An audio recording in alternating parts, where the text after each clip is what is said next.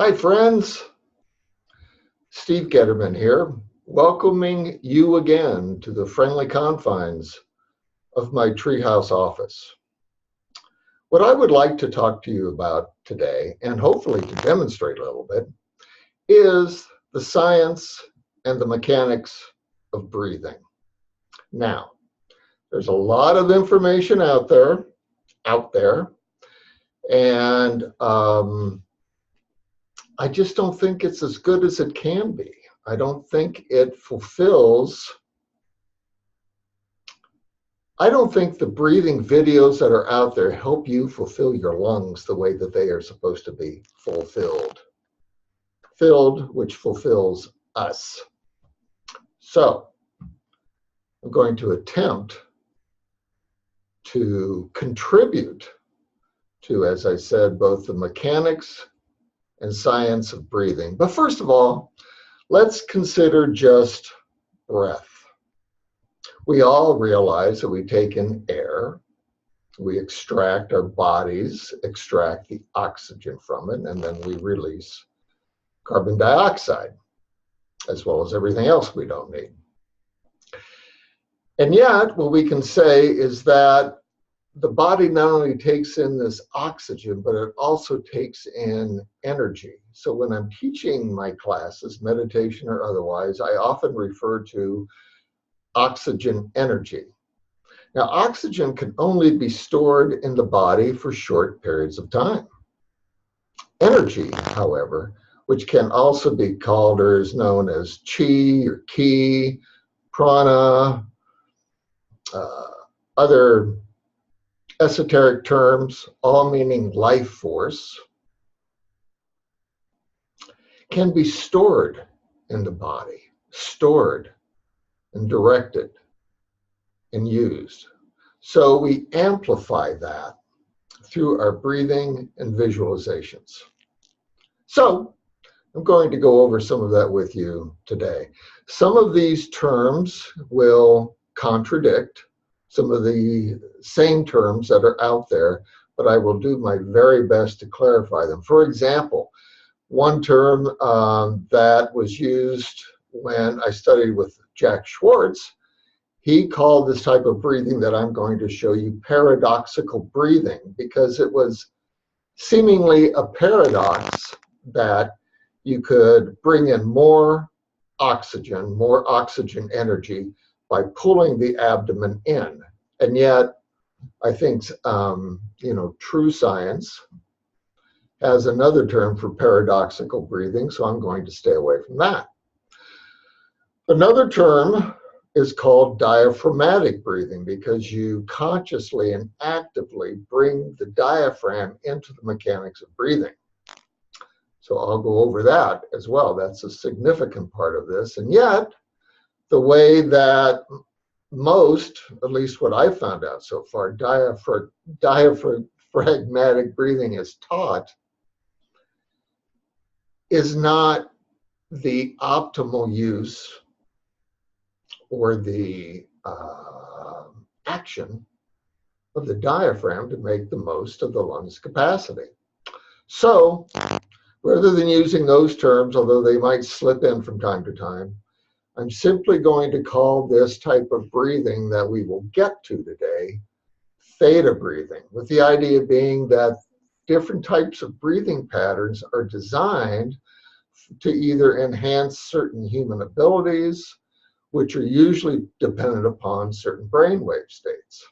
So this breath that we will get to is designed to accentuate the theta brainwave state, which is good for learning, super learning, you could say, intuition, rapid healing, and it's also the delta and delta theta state can also be predominant in some of our dream time.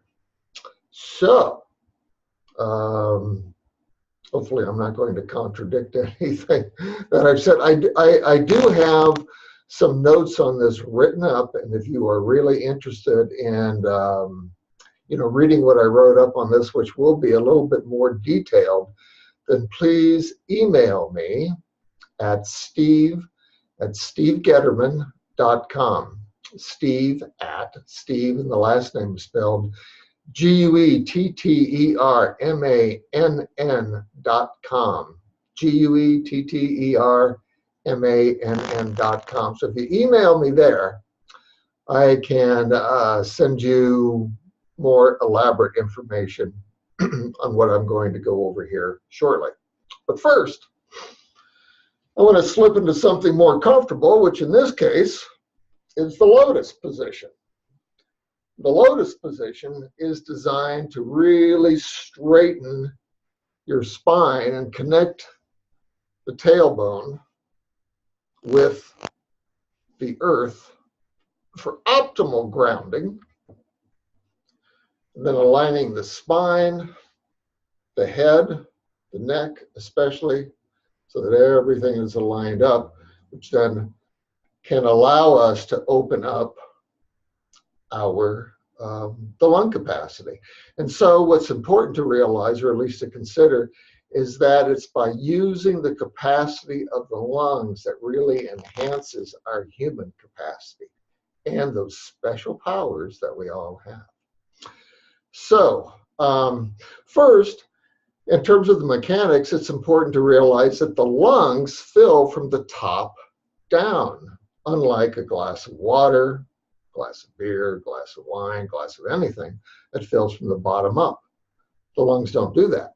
They fill from the top down. So it takes effort to pull this oxygen energy down deeply. Many people are what are called shallow breathers or clavicle breathers. And this is the type of breath that many of us will use just when we get scared with something that's like,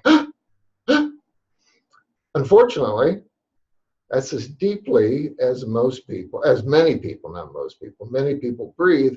And so they're giving their body, their mind body, the signal that they are under attack or that there's a threat that they have to deal with. So that puts even more pressure, more demand, you could say, on their adrenals for that fight or flight thing. That's not what we want. The military will get more into an intercostal breathing. So that first breathing will only use like maybe the quarter, maybe a third of the lungs if you really, heave that chest. And then that intercostal breathing is more, getting the ribs involved a little bit, so that maybe, 30, 40, as much as perhaps 50%, which would probably be a lot, of the lungs are used for breathing. I don't think it's quite that much. So, as I said, the military will tend to teach its soldiers intercostal breathing so that you have enough energy to follow orders, but not enough energy to question the orders. So it's perfect for soldiers. Anyway, I don't want you to be soldiers. I want you to be, I'm not going to say that, soldiers are great. I do not want to get into that at all. I have extremely good friends who are and have been in the military, and I love and respect them dearly, which is the only reason why I want to make sure that our people are never subjected to situations that can be avoided. Anyhow, I'm not going to get into that. I love them dearly. So, where was I? After the intercostal breathing, there is the abdominal breathing or the belly breathing. And this is what I saw in a couple of videos today is referred to as this diaphragmatic breathing. Now, the diaphragm, as many of you probably know, is that large dome-shaped muscle that separates the thoracic cavity, where the lungs and the heart are, from the abdominal cavity, where the intestines are, the liver, the spleen, the pancreas, and I'm sure there's some other stuff down there too. Okay, so as the diaphragm is below the lungs, it needs to be moved in order for the lower part of the lungs, which are the largest and the most oxygen-rich part of our lungs. So we want to get them involved. If we don't get the lower part of the lungs involved, we accumulate what I like to call a bioinversion layer. And that is a stagnant pool of air, dead air, that just sits in the lower part of our lungs. Now, the thing is that we are supposed to release all of these, what are called waste products, because, of course, our waste products are needed for other things to live, and that's their resources. So, of course, there's no reason for us to hoard our waste products. We want to get them out there. So, the abdominal breathing does move the diaphragm, and that's normally when people are taught to consciously extend the abdomen out. All right. Now, this will increase the lungs' capacity to get more of the lungs involved, and yet that diaphragm is still in the way. It's still kind of keeping that lower part of the lungs from dropping down and being able to fill, keeping in mind that the lungs fill from the from the top down. So, how do we get the lower part of the lungs involved? Well, the reason why this has been called paradoxical breathing, and I call it theta breathing, is because it's a paradox that by pulling the abdomen in, not pushing it out, pulling it in pulls the diaphragm out of the way so that the lungs can more fully, you can almost think of, drop and fill up almost to capacity. Now, the more powerful that inhalation is, the more the lungs capacity fills up.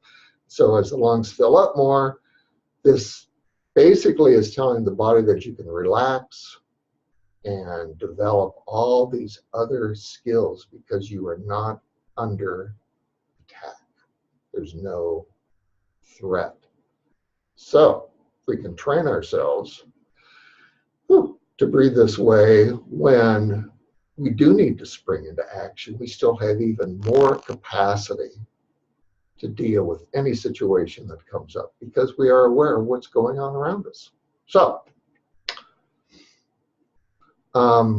when I teach this, and I'm not sure if I've got the room here, I have my little stove right behind me, and but I know you know what it looks like to lie down. I will frequently tell people to lie down when they're first learning this, to get the back straight on the floor, and then the knees up, but the feet flat on the floor. So so you're laying flat, the knees are up, the thighs are up, knees are bent, and then the feet flat on the floor.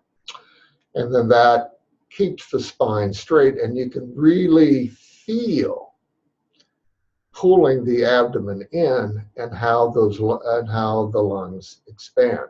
But since I'm sitting like this, and it will be pretty difficult to readjust the camera, I think you can imagine this. But rather than really, just showing somebody how to breathe is important. We'll get into that a little bit. But I want to go into the count of the breath, which again is it's a popular thing. And it's important because the regulation of the breath, the breathing patterns, are largely what dictate the brainwave states. So each of these different breathing patterns correspond to a different brainwave state. And I get into this a lot, or some, in my highly acclaimed book, How to Get Even with the Universe by Getting Right with the World, Working Within Sacred Space and Time, which is available on Amazon.com. But I also try to provide a lot of extra information that comes up that, of course, is not in the book. But I do have some, I'm just letting you know, I've got some stuff out there. So with that said, let's just quickly go over this basic brainwave breathing pattern. And when it is incorporated with visualizations of actually visualizing either pulling light or energy in and exhaling toxins, the effect of this breathing becomes even more pronounced, and the development of that chi becomes palpable and usable, deliverable, and healthy. So, beginning with what may be called an alpha breathing, the alpha brainwave state, simply begin by inhaling for a count of 8, holding for a count of 8, exhaling for a count of 8, and holding out completely for a count of 4. Okay? And so you do that maybe 3 or 4 times. And then begin to transition into a more powerful inhalation and a much longer exhalation. So that inhalation transitions from pulling in for a count of 8 or inhaling for a count of 8 to making a powerful inhalation for a count of 4. This is when drawing the abdomen in powerfully allows that air to be pulled deeply into the lower part of the lungs, the largest part of the lungs, the most oxygen-rich part of the lungs, so that we can use that oxygen energy to its fullest capacity, to use ourselves to our fullest capacity.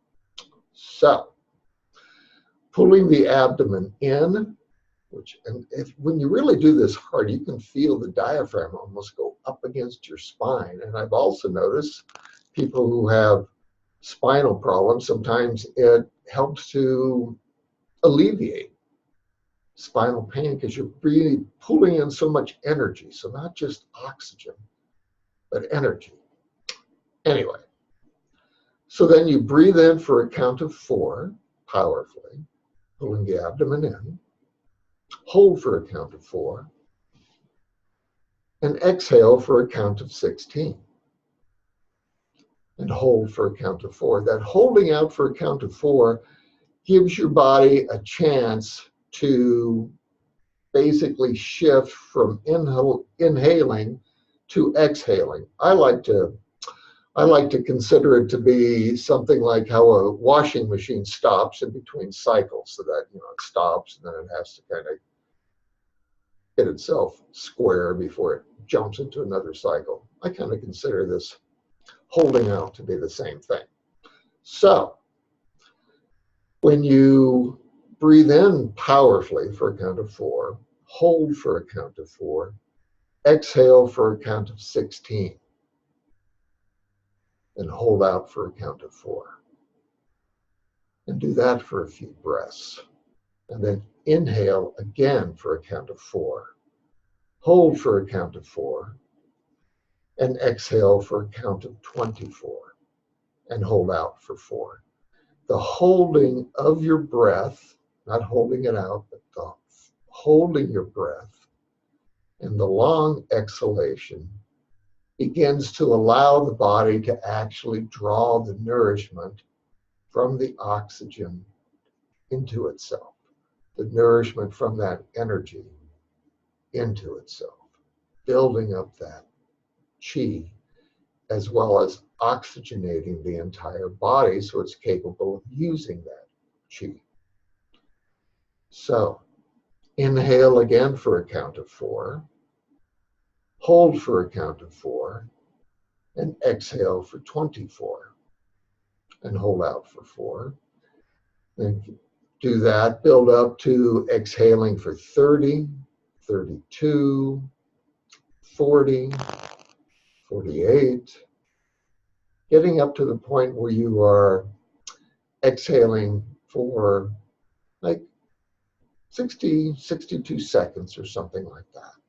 And of course, you can go as long as you want. But once you develop yourself to pull in that energy with a powerful inhalation, visualizing that oxygen even coming down from down the top of your head, down in your spine, pulling into your lower lungs, allowing it to rise up and out. You are consciously directing yourself to purify, detox, maximize your energy, and get into that brainwave state that is so important for some of our higher human potentials. Now, just real quickly, I'm not going to get into this much, but when we talk about these different brainwave states, it is important to realize that virtually all of our brainwave states exist at the same time. In other words, we can always show aspects of them. But when we talk about being in a brainwave state, we're talking about being predominantly in one state or the other. And as science gets more sensitive, or as scientific instruments get more sensitive, more and more brainwave states and their functions are being discovered. But I will post a website at the bottom of this video in the comments section. And if for some reason that doesn't show up, again, you can email me and ask for it, and I'll be glad to send you the link to one of the sites that I find that's pretty good about that.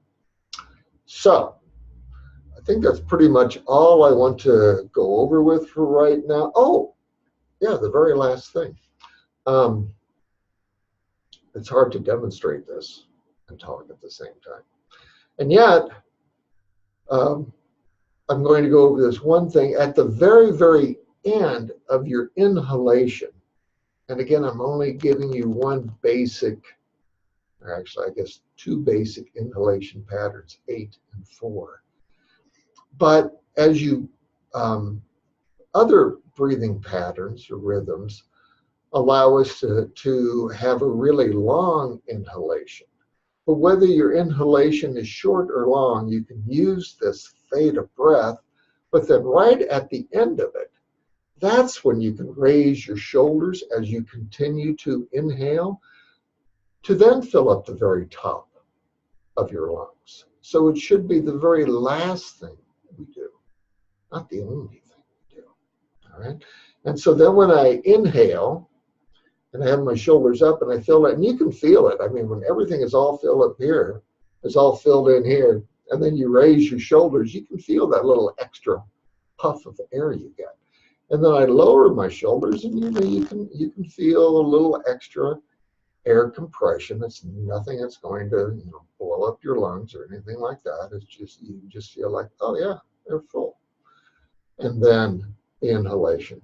So I'm not going to do many of these, but I'll do one or two and just show you how it looks. It's going to be difficult to maybe see how the abdomen goes in. I guess you'll have to trust me.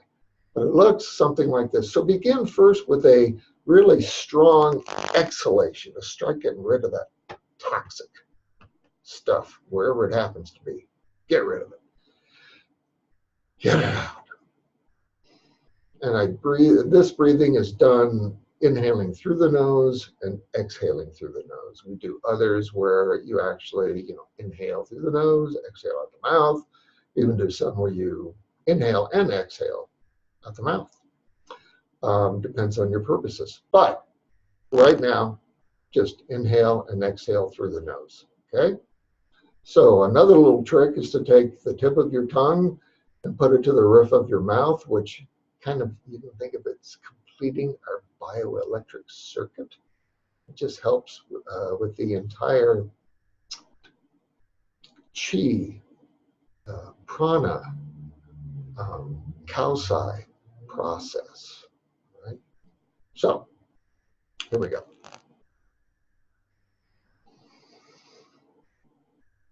That was an inhalation of 4, hold for 4, and then just exhale with the tongue to the roof of the mouth.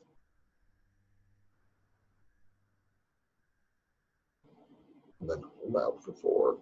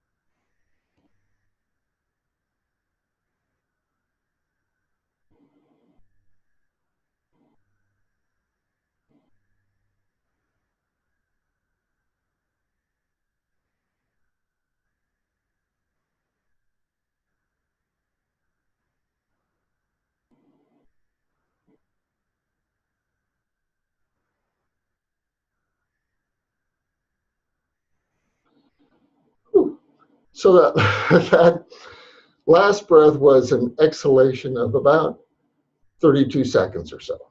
And so, and see already, and this is important, like my hands are sweating, which shows that, you know, this is detoxing. Very, very good for us is to detox constantly, keeping in mind that our detoxification process serves as life products for other things. So I think that's all I have for you today. This went on just a little longer than I had expected, but it seems like it always does. If you are interested, as I mentioned, for like a transcript of this, but I think I pretty much told you everything that I had to say, but until I read it, I never know.